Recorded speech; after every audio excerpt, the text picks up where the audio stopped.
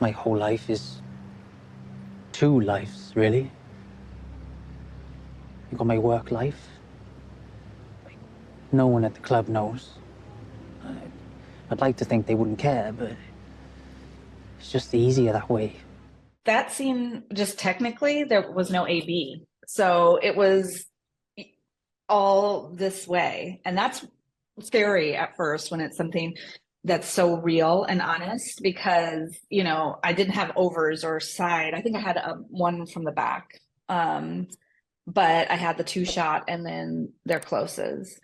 So, going from here to here, you're going to feel it. So my job at first was like, I don't want to be here. I don't want anybody to know that I'm here. So I don't want to, I was really conscious about when I was cutting and also being very truthful and honest to, Colin's performance. The other way I didn't want to be noticed was musically. Like I didn't want it to be a big melodramatic.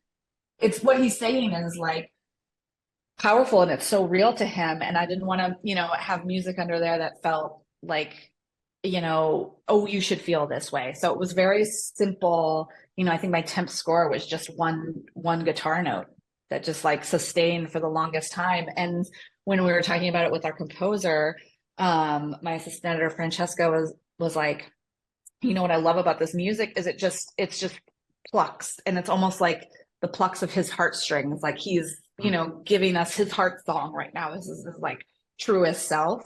So that felt really like a beautiful gift to give him. It's just like these performances are good enough. We don't have to load it up with this like violins and things. Like, this can be simple and understated and let the performances shine. Then you got my dating life. Some guys think it's hot. Others say they don't care, but eventually they get tired and they move on. And the club brought in Dr. Sharon. And she helped me realize that I have an ache. An ache for both my lives. To be my only life. I knew I wanted to be back out in that wide shot when he's like an ache in my heart. So I had to find like, an imperceptible place to go there. And then I had mentioned, when I said Trent came in, Trent had done that inhale after he says like the ache in his heart, and it felt so natural. And he had done it in one of his closes and in that wide shot that I loved so much in that performance.